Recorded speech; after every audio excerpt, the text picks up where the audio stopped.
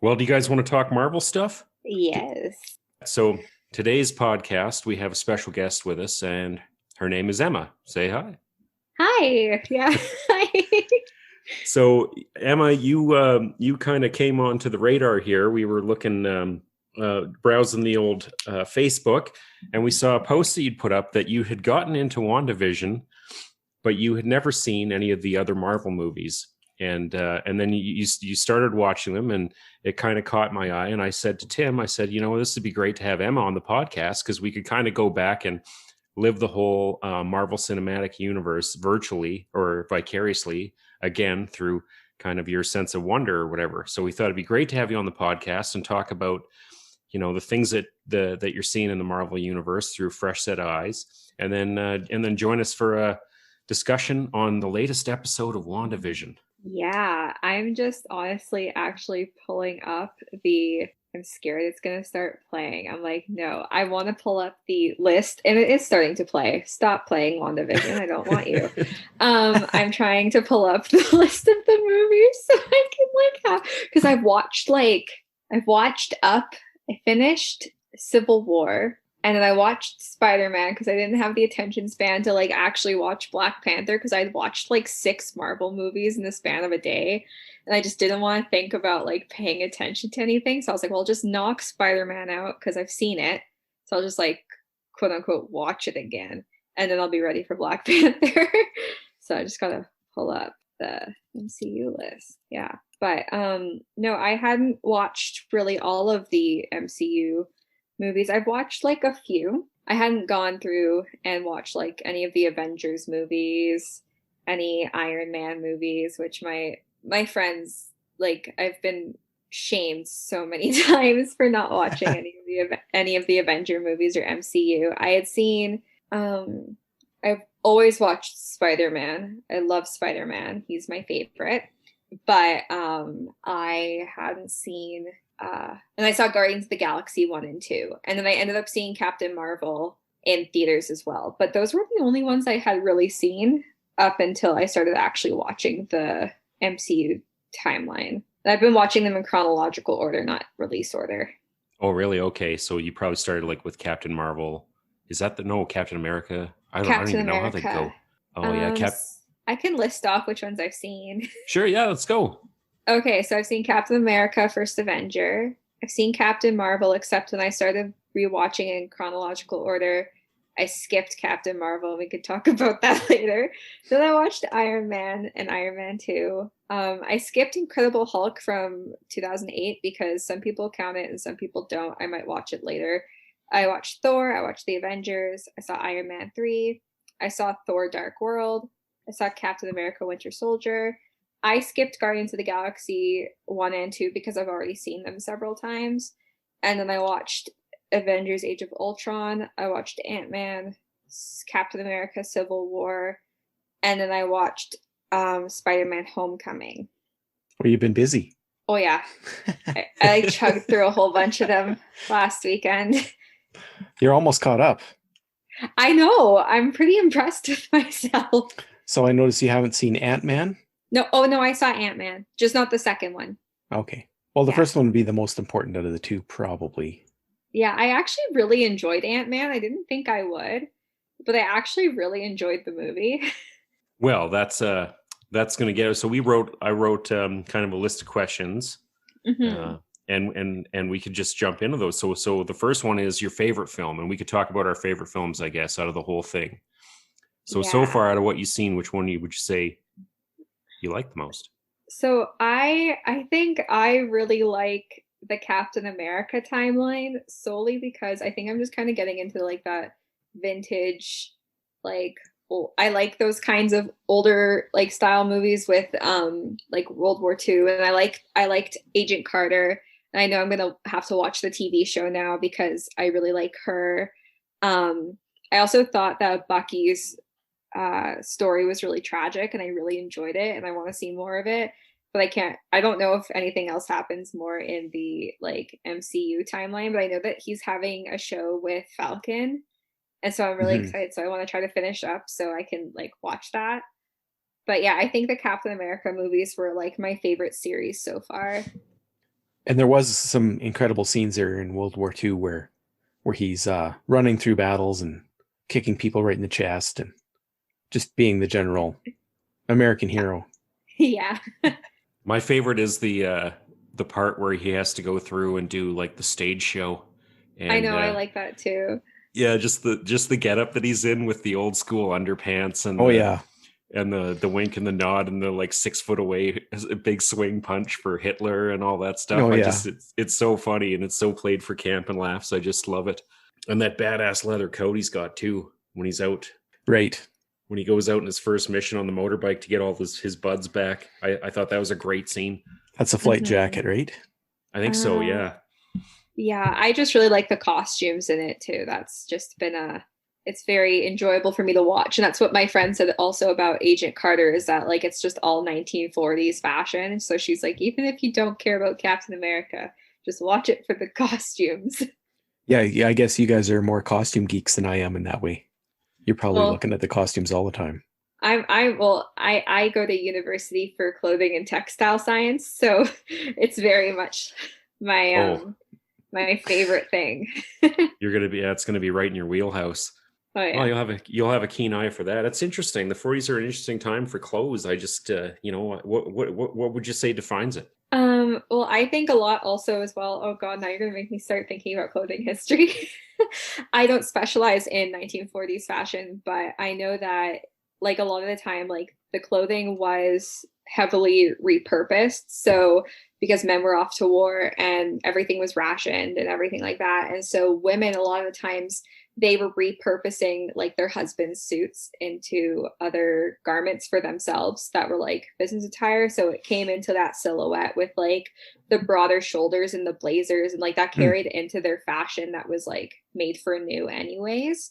So everyone was repurposing things, but then also just fashion that was created at the time was then following those repurposed silhouettes. So broader shoulders, having more masculine silhouettes for women. So women started wearing pants and more commonly and things like that. And I think it's a really interesting sort of way how fashion changed. Well, we love to have this kind of discussion. We like to go all over the place here. So this is probably one of the most interesting things I've ever heard. I love it.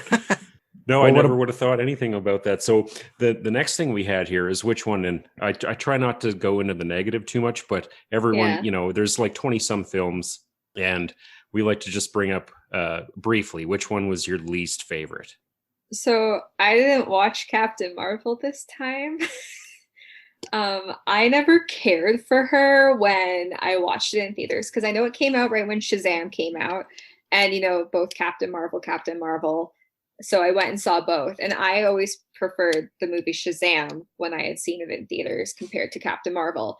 And so she just was never like a character that I seemed to really like care for. And so I just decided to skip her this time too.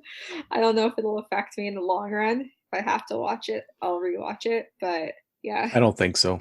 Well, I think that like I got to be perfectly honest with you too. There are some that I didn't see in the theater, and I skipped Spider-Man, and I skipped the second Thor, the third Iron Man, and I skipped Captain Marvel. And it's not any choice. It's just like for whatever reason I just didn't wind up going. But I think having them set it back in the 90s is kind of I think I might go to the ones if they have. I don't know if they're filming anymore. But setting it in the 90s, it just didn't feel like I was just like, well, she's going to show up in the next movie. I'm familiar with the history of the character already because I'm a bit of a comic nerd, and I thought I'll just skip it. And so I did. And she showed up in the next Avengers movie, and I like the character, but I don't know if I need to go see that movie. And I haven't been back to visit it since. So I'm with you. The only thing you gain out of watching it is a bunch of Easter eggs, right? Yeah, I noticed that because like I had forgotten about, so why can't I remember his name now? Fury. So Fury was talking about like how he lost his eye or something. Like they mentioned something to do with the eye patch, and I couldn't remember. And then can we spoil that one? Do you want me to spoil it? I know it's Captain Marvel. I've seen it. And so I can't remember how. I feel like it was the cat. I really can't remember. But I know that he lost his eye during Captain Marvel. That's right. And so then I was like, oh, okay, well, yeah. Okay, he got scratched by a poisonous alien cat. Yeah, so I wasn't wrong. So it's like, I feel like it was the cat. But yeah. other than that, I think we're all agreeing that character's kind of flat. Really? Well, I think Like she just doesn't. She's just not. We she haven't doesn't gotten jump out enough and, from her. I don't know. Maybe. I don't know. I know a lot of people love her. Well, I know that there was one comic series that I had. It was called. It was one of the Ultimate comic books. I think it was Ultimate. It had to do with Galactus. I can't remember the name of it for the life of me now. But she showed up as a character in that, and I remember really liking all the parts that she was in that book. And that's about as familiar with Carol Danvers as I get. But she was a big part of that book. And there was like Silver Surfer was in there, and she was standing her ground with the Silver Surfer, and and that whole grandiose, I guess, space opera stuff. She really fits in, and she's one of those she's a super powerful character. So you have to bring her in the right, I guess, in the right setting, and I think she'll be a smash down the road. But I don't know if it's.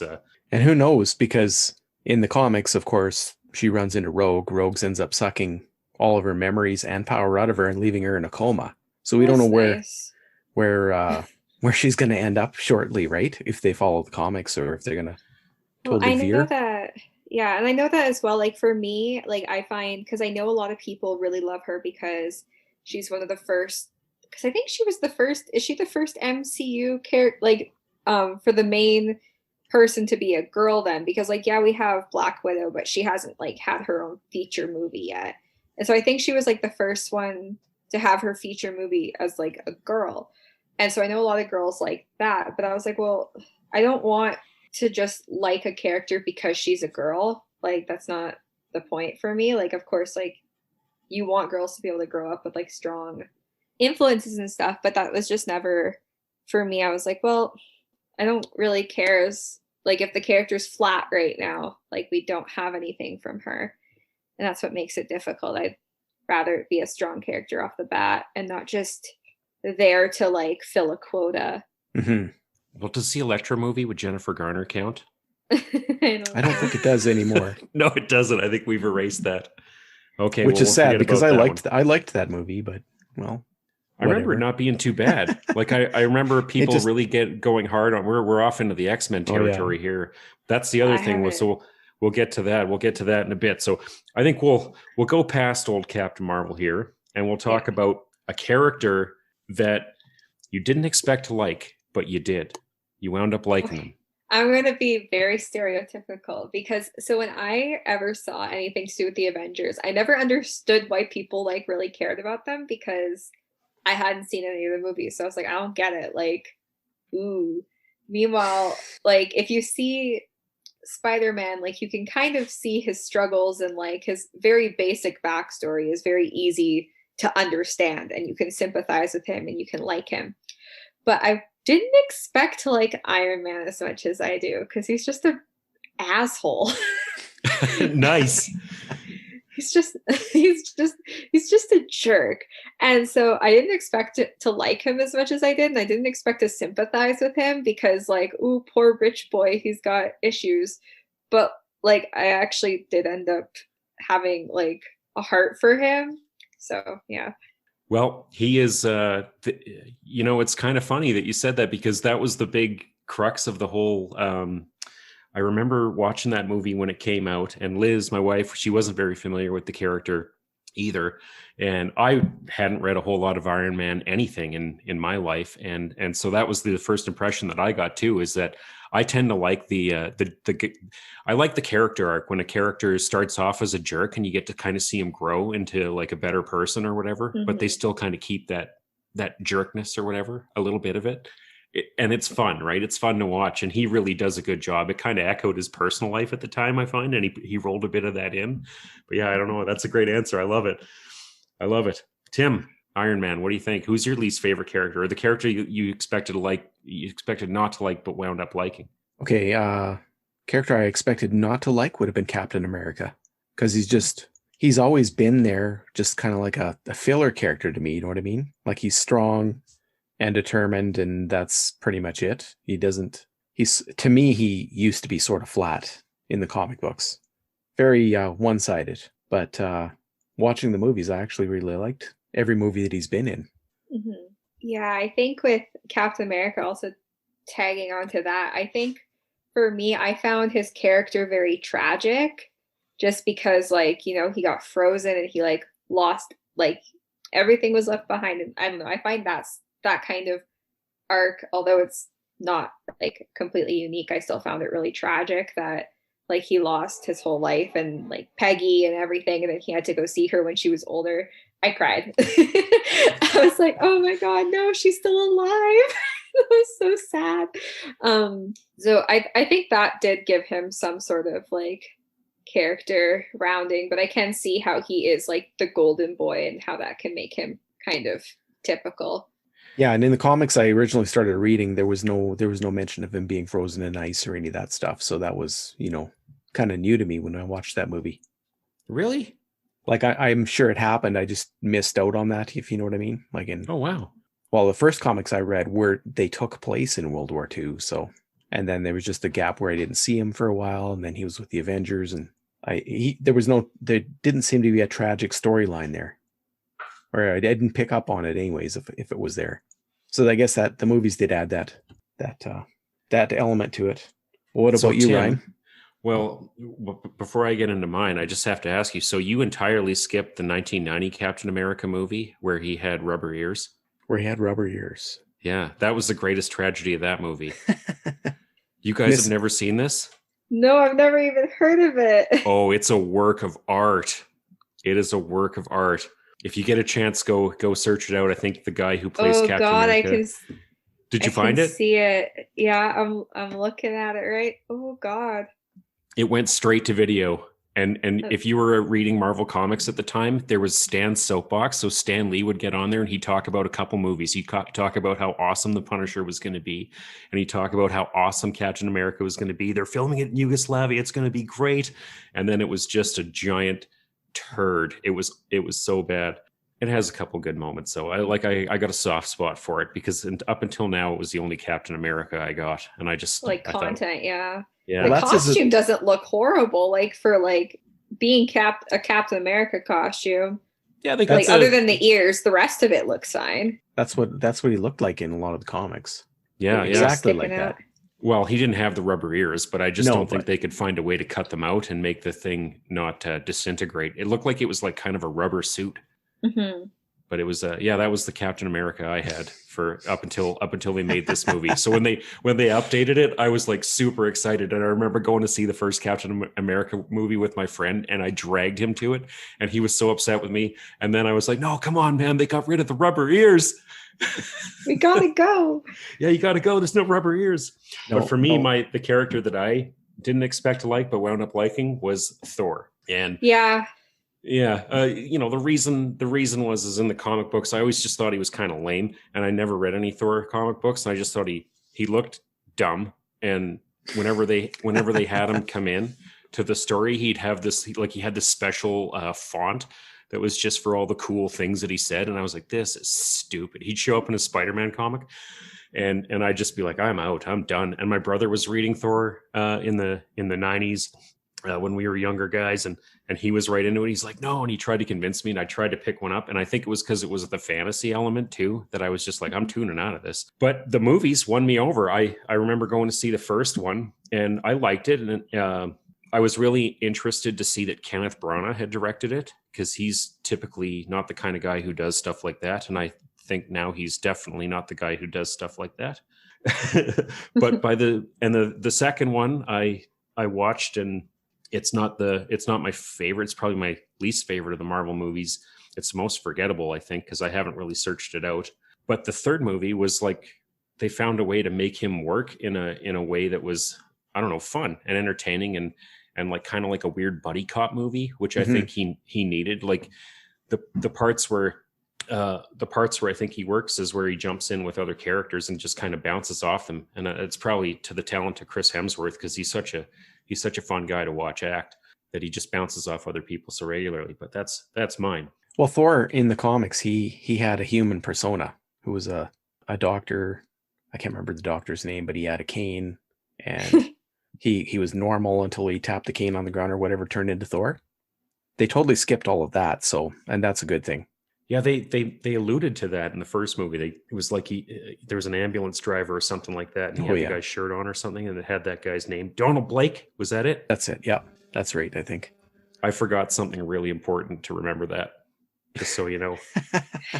You must have. I remember the storyline though, and I'm in the comics. Well, I had access to a ton of my cousin's old comics, so I had comics all the way back to the 50s, and I was reading these old comics when I was a little kid, and they were lame. Like if there was a Thor comic or any other comic, I would read even a war comic over that.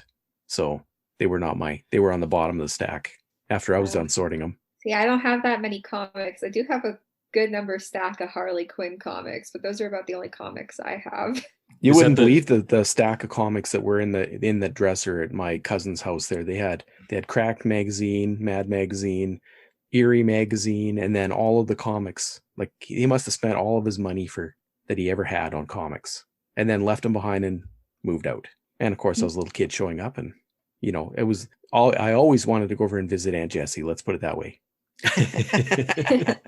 It was a comic backstash. That's right.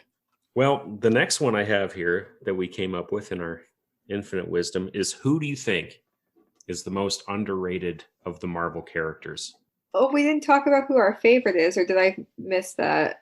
Or like our favorite character, or did I totally? Let's do it. Let's do favorite character. Who is your favorite? Okay, well, right now oh yeah, no, I totally did that. Right. I totally made that my own question. No, that's fine. We love. I wrote my own question. Well, obviously, right now my favorite has been Scarlet Witch, Wanda. I think she's great. I think their backstory is really cool. My friend has actually offered to lend me her comics of Scarlet Witch. I think she has some sort of arc, the one with her and Vision as well. She has a big printout of them, and so she has a couple copies of it, and so she offered to mail them to me so I could read them. So hopefully I'll actually get to read some of her comics, because I think that would be fun. I think her story is really cool, like the backstory, and I think that with WandaVision, which we'll get into later, is just I think it's just a really cool concept. And I've been told for several years now that I should be cosplaying her. And so now I'm like, oh, maybe I'll actually get to make the costume. I've always liked the comic costume more than the film costumes so far. But she's definitely been, I enjoy her and Vision's relationship the most out of all of the Marvel relationships, like Thor and Jane. And I they're fine, but I don't have as much emotion towards them as I do for Vision and Wanda, which I know is going to get really bad later. Because although I don't know all the spoilers, I know some spoilers because people make memes about it, and so now I know certain things, but not happy. But I know that I do enjoy their characters, so those are mine. And Spider-Man's always been my favorite. I used to watch the 90s cartoon in the morning before going to school. Those were great. Those are all the movies that I've ever really tried to watch, and I have some old Spidey comics I bought at the thrift store, and I played through the PS4 Spider-Man game this fall, and I really liked it. It kind of really re-sparked my love for Peter Parker. So that's one of those games that you could just after you finish it, you just go swing around and take a tour of the city, just hang out. I love that game. Yeah, I bought the DLC too. I haven't finished it. I did the Black Cat arc, but I haven't done the other two. But you got all the cool suits and yeah. Oh yeah, I have to do that too every once in a while. The Batman game and the Spider-Man game, I'm buying all the suits and the Batmobiles for those. It's happening. So we'll roll back into the underrated character one. Who would you say is the most underrated? Okay, so I can't tell. My friend says so I think that the most underrated for me is the Hulk. And I can't tell if it's because I have emotions towards him, and I enjoy those beast, Beauty and the Beast kind of characters, a tortured soul kind of person. I can't tell if it's that or if it's because I have a childhood crush on Mark Ruffalo. And my friend says it's because I have the weird childhood crush on Mark Ruffalo, but I can't tell. I'm you know what? The Hulk, like one of my favorite Disney characters is the Beast, and I can definitely see parallels between like the Hulk and the Beast, and just like how their like emotions and like how he has to deal with these things. Well, like just like the complexity of it, especially like comparing like the Beast from the Broadway show to the Hulk. I don't know. I thought he was interesting, and I kind of wish that he had his own movie, but I also see why he doesn't have his own movie. Oh, that's a complicated issue. Well, I know that he has movies, but like, and there's TV series, but they're not like MCU ones. Because I don't think the one from whenever is actually counted as the old Eric Bana 2003 one. Yeah, or the one that was like in 2008. I think it is, because they did have, there is, if you watch that one, there is an Iron Man stinger at the end where Tony Stark shows up. So they did fold that in, and they were going to bring Edward Norton in, which is me. I'm a big Hulk fan, and I was kind of bummed when they didn't bring Edward Norton in, because that character there in the comic books, when you read the Hulk stuff, he's always like Banner's always portrayed as like this really skinny weenie kind of guy. And Mark Ruffalo, I've like I remember watching him in Zodiac and a couple other movies, and I was like, oh man, I was pretty excited when they brought him in because he's a cool actor. But then I saw him and I was like, man, this guy's like, Dr. Banner's kind of awesome now. He's not the frail weenie guy, but he's not the science nerd anymore. He's cool, and he's, you know, he's got, like, I remember when he what's the one Avengers movie, he's got this really cool sport coat on, and I was like, geez, that's a nice sport coat. And I wanted his coat. No, Marvel's Hulk's a funny one, because I don't think they can actually make a movie like a Hulk standalone movie. So they're going to try, and there's like a licensing thing with I think Universal owns rights to the Hulk. So they've got an agreement, kind of like what they have with Spider-Man, where they can make like movies with the Hulk as a side character. But if they put a movie out and it's a Hulk movie, it has to be 100% Universal Studios, which is, they got some weird stuff going on, but it works. It works. It's so confusing right now. That whole, all the rights, I get so confused. Well, they're, you know, after they own the whole planet, they'll have it all back, I think. That's right. Yeah, exactly. Okay. So Ryan, what's your most underrated character? For me, my most underrated character is definitely Ant-Man. And he's the character that I don't know, I also, he'd fit into that I didn't expect to like him, but I did too category a little bit.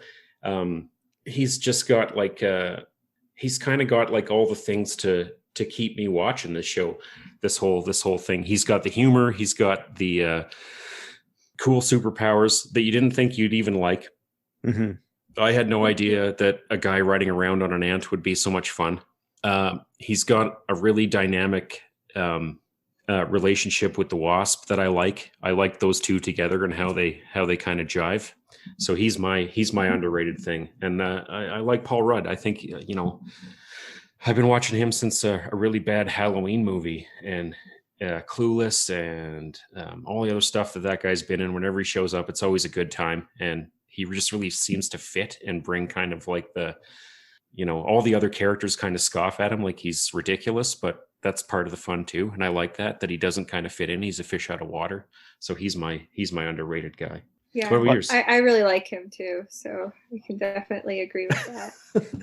The character Quicksilver was underrated, but the actor, I don't know, was kind of a miss in the original. Aaron Taylor Johnson. Don't talk smack about him. Like, it wasn't so much the character as the fact that they didn't do anything with him. Like, we didn't find out who he was or anything about him, you know? So he didn't really, like, the whole aspect of being faster than everybody else, it beats everything. So why is that not the character that kicks everybody's ass every time? You know what I mean? Like, there's no way it isn't. So that's an underrated thing in that, in my opinion. Like, he was underutilized in the Age of Ultron for sure. Oh yeah. I mean, I think there's some reasons why. I was told that, like, because I like Aaron Taylor Johnson, or I call him Aaron Johnson because I disagree with his groomer wife, his wife that groomed him. But I heard that he was kind of picking a lot of fights with Marvel. And so Marvel was just kind of like, well, okay. And then they just killed him. Well, that makes sense.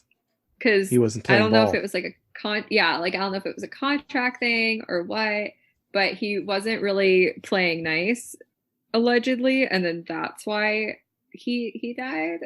He didn't want to play nice, and like, which is too bad, because I think that his career could be a lot better than it is. Because I mean, there's no reason why him as like an actor could not be more famous. Like, I don't really know if I've seen him in anything else. So he's obviously made a big impact on me. He's kick-ass. Kick-ass. Oh, is he? Yeah. The Godzilla movie from 2014 with Elizabeth Olsen. Didn't see it. Oh wow, they were in. Oh, that's kind of cool how they were in the movie together.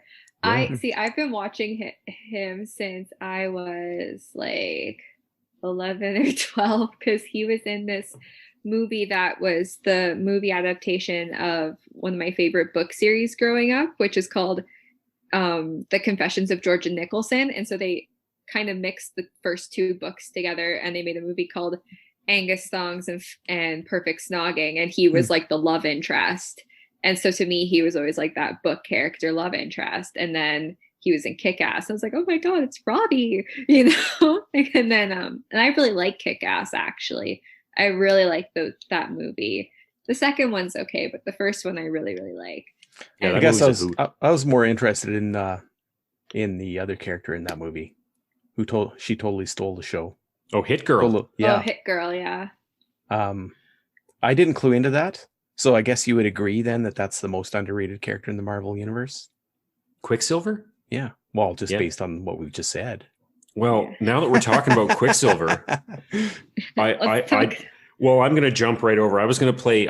We can come back to this right at the end and do like a Marvel style stinger, and we can talk about the overrated character at the end of it. So now that we're talking about Quicksilver, we need to get into WandaVision here, because there's a lot going on here. Now, what we don't know is, Emma, are you familiar with the 20th Century Fox X-Men movies, and how familiar you are with them? Okay, no. No? I know. Okay, so I've never seen them. They're on my list for after I'm done the MCU. I've seen Logan. That's about the best I got for you. You're doing all right. With the latest episode here, we've got the character Quicksilver comes back in, and I imagine that someone's told you who that guy is, and I know who Evan Peters is, and I know who, like, I have a brief, like, I know that like Quicksilver is Wanda's twin, and because I've seen up to Civil War, so like I've seen her lose her brother, so we know he's dead. And I know that Evan Peters was him in the X-Men movies, but then they had Aaron be him in the MCU, and so then there was they recast Pietro. Yeah. This is where I'm like I'm kind of like on and off with WandaVision, but this is what them putting him in here has really sucked me right back into the whole thing, because I just find the concept that they did that, I don't know, I'm like riveted to this now, because I just want to see how this all plays out. And I think that they've actually picked, like, I like Darren Taylor Johnson too, don't get me wrong, but the Quicksilver that they have in these X-Men movies, they have picked the cooler Quicksilver, the character. Say what you want about Aaron Taylor Johnson, he's good too, but this version of Quicksilver, I think if you watch those movies, you'll be dying. Like, the theaters were just crying when I saw this movie. Which one was that, Tim? Was it Days of Future Past, where they had to break into a prison? But they did some visual stuff with the character that was just hilarious to watch, and they've riffed on it every iteration of the X-Men that they had that character in, and it was the standout scenes in all of the movies, I think. So it's kind of fun to have that guy back, because I think the promise of what they're going to do with that character now is kind of it's interesting, and they've kind of acknowledged that stuff maybe exists. I don't know, like, I don't know what they're doing. So I don't know. For this episode, guys, what was your standouts? What was your standout stuff for you? What really smacked you? Vision going through the wall and trying to contact with, like, to make contact with is it Sword that's there? Mm-hmm. Who yeah, they're the ones that set up shop. I thought that was like, I was like heartbroken. I was like screaming at Vision to go back through the portal. I was like, it's not worth it. Go back. Like, don't go through the wall. Like, you're gonna die. And then of course Quicksilver makes a joke of like, your dead husband can't die twice, right? And I was like, shut up. Don't say anything. You know, that was the big one for me, was watching Vision's arc. I thought that was like really interesting. Yeah, he's the character that I'm kind of watching too, because I'd like to just see him. I don't know. I want him to be in the show more, and I kind of want that. I like Paul Bettany, so I'd like to see him kind of continue his role in the Marvel universe. And he's been in there. I believe he was Iron Man's like suit voice. Yeah, like right from the start. He was the artificial intelligence voice. Yeah, for the first 4 movies. Yeah, until they put him into Vision. Yeah. He's been Jarvis the entire time, which I thought was really cool. And I was like, wow, he got a really good deal out of this. You know, he just started as like this little voice role, and then all of a sudden he's getting like main roles in the TV show. Yeah, I bet he didn't see that one coming, eh? No. He's in the voice studio, and they walk over and they say, hey, so we got this idea. What do you think of that? My favorite part of the whole thing too is that in the Spider-Man movies, they took Paul Bettany's real life wife and made her the voice of Spider-Man suit. I thought that was really cool.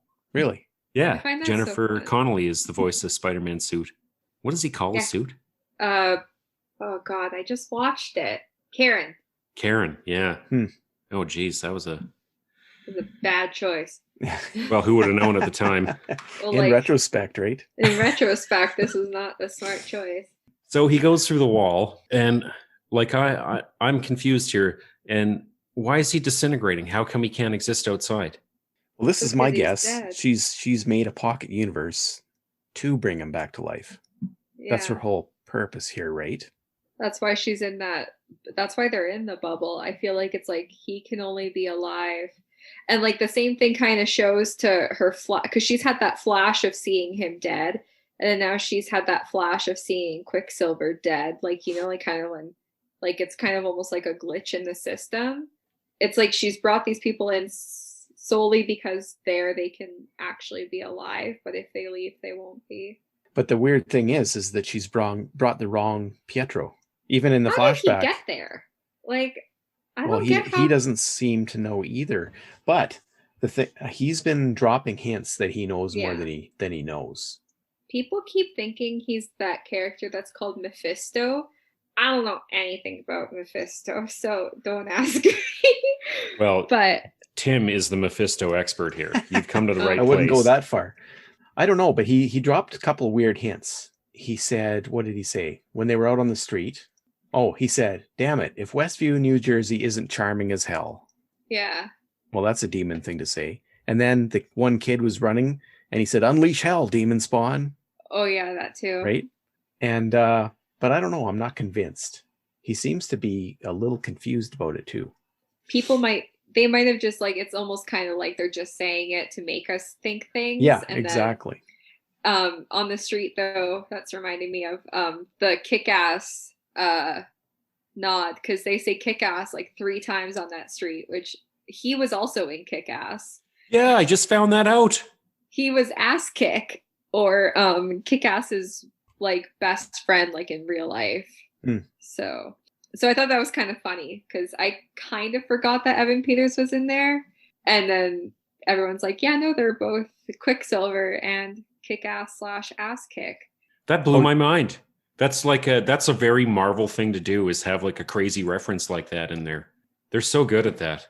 So do you know how Agnes was stuck at that crossroad? So one of the fan theories right now is that in folklore, when you want to summon the devil, where do you go? You go to a crossroads. And Agnes was stuck at the crossroads because Mephisto can manipulate her from there. And that's why she was sitting there stuck and crying. That's some deep stuff. Yeah. Well, because I know that people keep thinking that she's a witch character from it. From like the comics, do you guys think that she is like that comic book parallel, or is she just like a different character? She seems to be pretty certainly Agatha Harkness because she is wearing Agatha Harkness's pendant from the comic books. And she was sitting in the car dressed like a witch. Not surprising. Yeah. Well, I have a feeling that when we get to the end of this all, it's not going to be like a Twin Peaks level crazy mindbender mystery. It'll be more. It'll be, there'll still be some cool stuff like that, but it should be, it's going to be fairly straightforward. But I think it's the getting there that's got us all scratching our heads. Allegedly, the next 3 episodes will be an hour long, which will Really? be nice because I feel like every time it just gets started, it ends. Yeah, that's what my wife said too. What is wrong with the show? Is it only 15 minutes long? Yes, it is. You get 22 minutes, and then you got to just sit there and strobe out for like another 12 of credits, right? Those credits are long. The longest credits I've ever seen. Oh, and then man. of course, like it ends with her pushing. Like Wanda is so freaking powerful. It's terrifying. She literally like pushed her bubble even more, and now Darcy's in there. Oh, this should be interesting now. She should be a Right? hoot in there. Yeah. Oh God, if Darcy has any recollection of like the outside, she's gonna be going for blood. Like she's gonna be like, "What the hell? What are you doing, Wanda?" Yeah. So that's the other thing is that somebody suggested Hayward is probably Hydra, a Hydra agent. Hayward, the main sword agent. Yeah, Oh, because he was yeah. experimenting on Vision's body, and something's not on the up and up with that guy. Oh yeah, no, there's definitely something fishy with him. Yeah, he fits the definite Marvel dirtbag profile pretty hard. So he's a good one to keep an eye on, I think. Turncoats, do we got any like secret insiders, or what do you think is going on inside there? Is there someone like a mole agent or somebody who's on the inside already that's kind of figuring things out, a dark horse or anything like that? Sometimes I wonder, like, there was a lot of theories going around that like maybe it wasn't even Wanda doing all of this. But like it's really hard after this past episode to like think that way. Like it because everyone always just because even when Vision's coworker, when he kind of like snapped out of it, and he kept saying like she's controlling everything, but he never said like Wanda. So like it could be someone else. But after this episode, like I can't really, it'd be really hard to say that it wasn't Wanda. And she did push the wall out farther. Yeah. I thought it was really interesting with how everyone was like stationary and just still. And it was almost like uses too much energy to keep them running. Yeah. Another theory I saw as well was that the movie theater in that town square, they had 2 movies showing. They had The Parent Trap and they had The Incredibles. But The Parent Trap was released in like 98 or like late 90s, and The Incredibles was released in 2004. And so someone was saying how like maybe it's like kind of like she's getting her wires crossed and she's like kind of like losing some control of like being able to keep everything super perfect. But then again, it was supposed to be the quote unquote 90s episode and they used a 2000s theme song. So like, or like a 2000s show as like the theme song reference. So well, was it like a Malcolm in the Middle sort of thing? Yeah. Yeah. I was picking up Malcolm in the Middle vibes. Yeah, we talked about this last week, Tim, you and I, and you kind of posited the theory that there's another manipulator here, and maybe someone else is like right now the audience is getting the red herring to think it's Wanda, and that it maybe is Agnes or someone else pulling the strings of all this stuff. Who's the Frankenstein guy? He was dressed up like Frankenstein this episode. Oh, that's the guy that was sawing through the hedge. Yeah. And he's having one-on-one time there with Agnes, and they're both in the know about stuff too, right? He seems to be a little bit able to break in and out of this whatever kind of spell is going on in there. He's an interesting guy for me. I'm kind of watching him now. I want to see where he's going to go if they do anything with him. Well, yeah, because didn't he say to Wanda, "Do you need anything, Wanda?" And she's like, "What? No." And he's like, "Oh, okay," and he walked away. The way he asked that was kind of suspicious. Yeah, he asked it very like out of character, just kind of ball drop. Do you need anything? And then he just picked it right back up and kept going. So that was for how the big neighborhood watch too, because he was doing neighborhood watch or whatever during the trick-or-treating. with Yeah. Vision? Because Yeah. Vision, Well, how big can the wall get? exactly. I also think, like, I feel really bad for Vision because, like, now he's getting really confused and, like, upset. Like, he was getting upset in previous episodes and being like, I don't remember anything. Like, what's going on? And, like, I felt really bad for him because I'm just like, you're dead. Take what you can get. But I know I think that his character is going to have, like, a really big breaking point. But I also think that Wanda is as well. Probably. Well, Vision, if he remembers what just happened before he tried to go through the wall, he's going to remember that he died or that he should be dead because that's what Agnes told him. So this will be the next episode, in theory, should be, unless there's so much action that he can't get around to it, something's going to happen there. Yeah, I forgot that she said, because she's like, oh my God, you're an Avenger. Oh, that broke me. Yeah, because she's like, well, no, you're dead. And her screaming it was a little freaky, but it was quite shocking. And I feel like he's going to definitely have a shock for that. I'm sad it's only Sunday. We got to wait another 6 days. Yeah, it's a hard wait, man. What'd you guys think of the original costumes? I loved it. I like that costume. I like them. If they snazzed them up a little bit, I'd prefer those ones personally. The whole headpiece thing, it just screams Scarlet Witch to me. Like when I saw Vision's costume, I think looks close enough to the comic books that I could buy it being like a snazzed up version of the comic books. But after I saw that third Thor movie with Kate Blanchett, and she's got that huge headpiece, that cartoonishly large like deer horn headpiece. Now I just think, like, why can't we just do this for all the characters and make them look how they're supposed to look, and we'll just eat that up. Because she did have that in the comics, and that really added to it.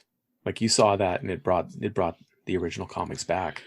Yeah, I think with all of these movies, one of my biggest pet peeves is that sometimes I feel like the people who are making these movies are just insulting our intelligence here. Like, we're all sitting in the movie theater normally, eating our popcorn, watching these people shoot like laser beams and light beams and shit out of all sorts of appendages. But you can't sell me the fact that someone is going to put on, the full headpiece costume, and you can't figure out a way to make that character look the way that they do in the comic books. Like, that's what we're all going for here, right? And that's just one of my pet peeves. These movies aren't so guilty of it. I think most of the characters look, for the most part, exactly how they're supposed to look in the comic books. But I might be looking at you, Netflix TV shows Daredevil and Punisher. Oh yeah.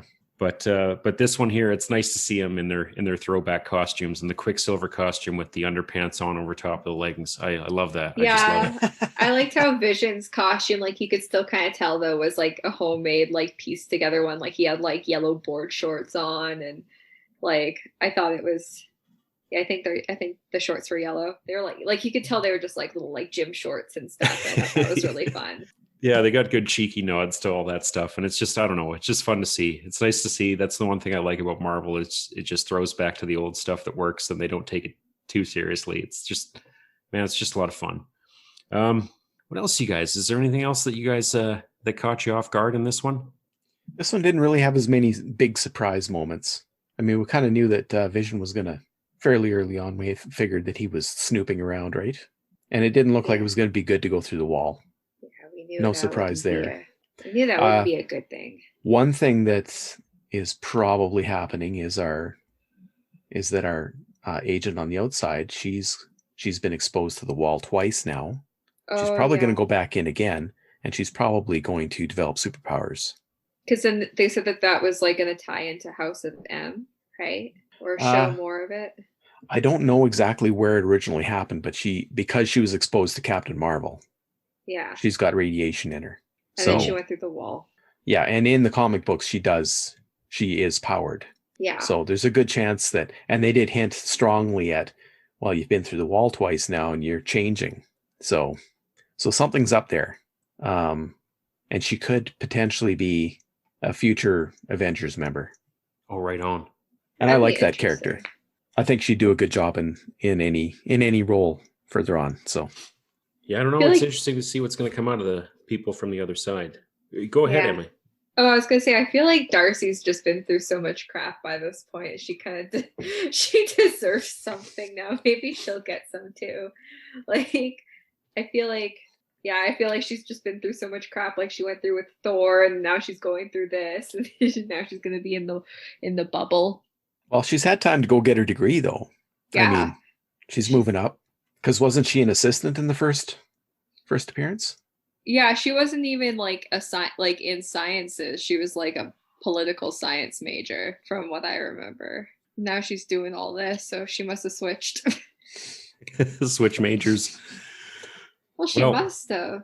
Her scene with her scene where she's riding in the truck. It wasn't in this episode, but I think it was in the one before when she gets brought in and she's in that thing and she's figuring everything out because everyone else is from different STEM backgrounds or whatever they are. And there's the one engineer guy, and she's like, the guy's like, I don't know why I'm here, and she's like, nobody cares. I know some engineers that are going to be sad over that one, but yeah, no one cares why you're here. Nobody cares. Yeah, your job. She's funny. I don't know what's coming next. Theories, conspiracy theories. A big. I feel like Vision's gonna if he remembers what's going on. I feel like the next time he sees Wanda, it's gonna be very tense because it was tense earlier too. Like earlier in the episode, like they were kind of tense, and so I feel like the next time he sees her, it's gonna be either like the stakes are still rising and like the pot's about to boil over, or he's just gonna go for it. Well, I think we're going to move. If time keeps jumping, they're going to be in present day shortly as well. Yeah. And the kids are going to be teenagers next time we see them, maybe. Yeah, what's happening with those guys? The babies, actually, the mother of those babies on the show, she was in a WandaVision Facebook group that I'm in. She like posted, she was like, hi, I'm the mom of the babies. I thought that was really cool. Oh, no way. Yeah, she had like posted about like pictures of the babies on set and like her wearing like a crew shirt and stuff. And she was like, if you guys have any questions or whatever, I just want to let you know that me and the babies are on here. I thought that was really funny. Should have asked her if they still have superpowers. Oh, yeah. Well, I guess when they were babies, they didn't show anything, but they didn't show anything just yet. We only saw the powers this episode. So the one guy's got the super speed powers, and then the other guy's got telekinesis and ESP, I think. Oh yeah. Yeah. Oh, because he could see where Vision was and that he was out of the wall or whatever. It's kind of interesting how like he kind of got, so it was like one got Pietro's powers and the other one kind of got like more Wanda's powers with a bit of. It would have been ironic if the one dressed up like Quicksilver was the one that didn't get the speed powers. Yeah, it was a little too on the nose. Yeah, I changed costumes. Okay, so guest appearances. Do we got any more coming, do you think? I don't know. I kind of feel like there's going to be a big finale of some sort where I wonder if Doctor Strange is going to show up. Oh, yeah. Because this is a magical disturbance, right? Yeah.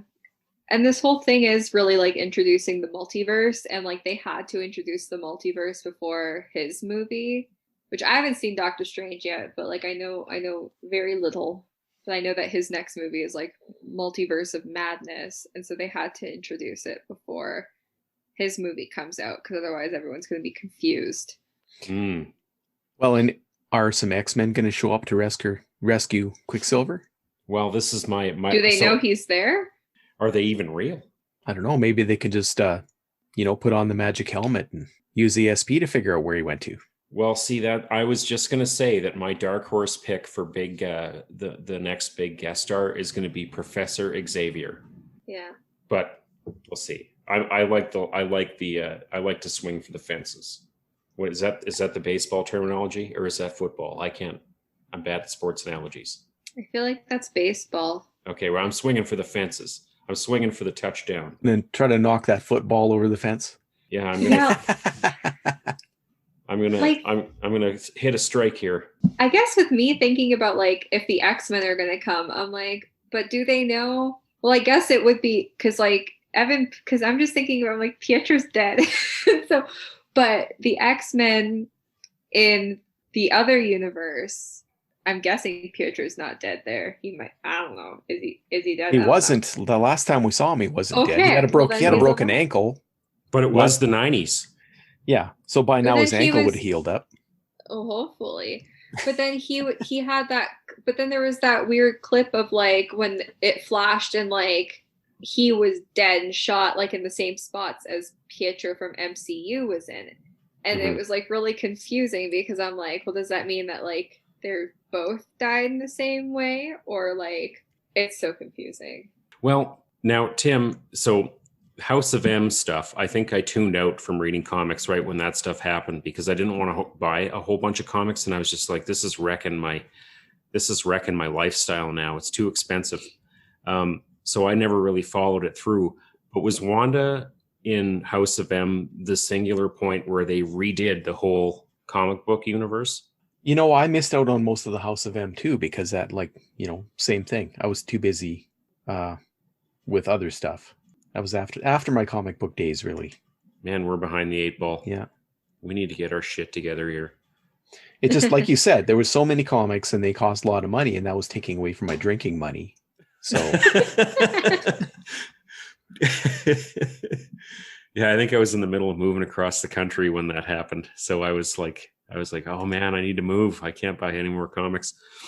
I actually lived really close to a comic book store in my first year of university, and so I did happen to like go and start buying like Harley Quinn comics when they were coming out, and I felt really cool. But then, yeah, they cost, like, they add up, especially if you start buying more and more. So Oh yeah, I had to stop. and that always happens too. Like I got back into collecting. I hadn't collected from the late. Like I stopped in, I don't know, 1998, and then I was like, I stopped for a couple of years, and then I started buying them again like 2002. And I was like, I'll just buy Spider-Man, and I just bought Spider-Man. I was like, I'll just buy this new Wolverine series, and I bought the new Wolverine, and then I was like, before you know it, I was like $100. Every month, no tomorrow. And I was like, what, how'd this happen? Now I got like 2 long boxes in storage. It's crazy. I don't buy many anymore, but it gets nuts, and it can get nuts. I guess that's the gift of the trade paperbacks now, is you can go back and read all the ones you missed. But yeah, I don't know. I think there we go. Charles Xavier. Tim, who do you think is coming in? well, I would guess X-Men. Maybe not Charles Xavier himself, but somebody he sent. Deadpool. Oh my God, if Deadpool shows up. Oh no. I'm kidding. The wrong But- people will end up dead if he shows up. I It's mean, over. Wanda. I wonder if Wanda could kill him. Oh yeah. Could he? Well, they've pretty much Could she? laid it out there that she could have taken down Thanos. Thanos. So I'm sure she could take care of Deadpool. Yeah, so either I think it would be either X-Men showing up or Doctor Strange. Well, I don't know. Well, time will tell. So how many episodes are left? I think 3. Really? I think they said that there's 9. Me and my friend, we were talking about it. Apparently, it might be 9. Yeah, I'm pretty sure there's 9. But beyond this show, I'm actually really looking forward to the Loki miniseries. Yeah, I like Loki. Yeah, that one has a pretty good chance of being really cool too. I really kind of like what they've done with this one, and if they're going to do kind of more of that like insert story where they kind of go back with Loki and kind of explore all the different times and put him into different points of the whole thing, like I think they're going to. It's been a while since I watched the trailer for that. That has a good chance of being just as good as this one.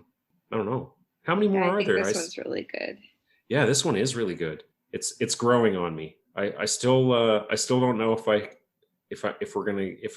I'm gonna get the hour and a half back from the first 3 episodes. I think they may have sinned in my eyes there, but certainly the episodes after starting at episode 4 have really caught my.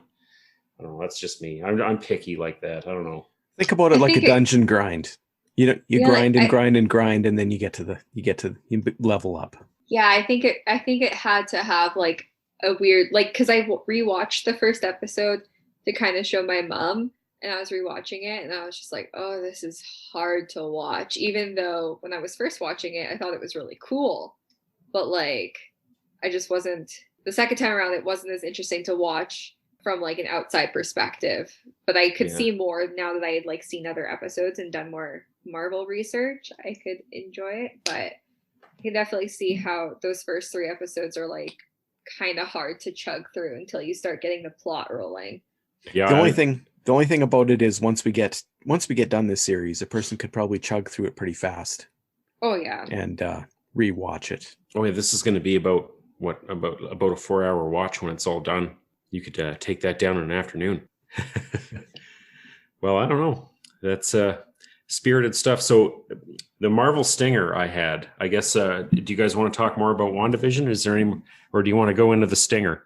What's the stinger? The stinger is, which character that you've seen so far do you think is overrated? Overrated. I can't answer that because I don't know anything yet, really. Like, I haven't watched everyone, so I find it really difficult to like. So I'm going to listen to your guys' and see, and then I can ooh and ah and agree. In some ways, Iron Man. Yeah. Because he's like almost, by the end, he's almost all powerful. It's just too much. Yeah, I could see it. For me, it's Doctor Strange. He's my overrated guy because he copied Tony Stark's cool facial hair. And he had the scene where his cape beat up some people, and I just thought that was ridiculous. That's it. That's it for me. This is a shit stinger. Now he's taking it's taking the wind out of my sails. The WandaVision talk, really. Well, you've got some points about Doctor Strange there, though. I do like Doctor Strange. I have the cartoon Doctor Strange movie. It's pretty good. I haven't actually seen anything with Doctor Strange yet in it, so I can't really say anything. Actually, you know what? The movie's pretty. It's actually a pretty cool movie. They kind of have a formula for the first character movies, and this one totally fits into that. But it's got like some really neat stuff in there. It's some reality bending, cool stuff that. Well, you'll get into it. You'll see. Well, I'm curious to see what you'll think of it. I saw it by myself in the movie theater because nobody wanted to go with me, so I sat there like a loner and watched it, and I actually kind of liked it. It's a lot like Inception in some ways. Yeah, it's Inception-y, yeah. But, well, that's it. Emma, it was great to have you. Yeah, it was super fun. Well, I'm Thanks glad. for having me. Yeah. Well, did you want to come back next week and talk some more WandaVision or what? Oh, man, that might be a mess. Yeah, I think I might be able to if you still want me to. Oh, my gosh, if it's an hour long. Oh, like for the episode. For our episode? Or no, for no, that no, episode? For the WandaVision episode. If it's an hour long, we're gonna have a lot to talk about. Well, anything over 22 minutes, I'm gonna forget because I'm a spaz, so I'd have to write notes. Yeah, I was gonna say I'm gonna have to write notes too.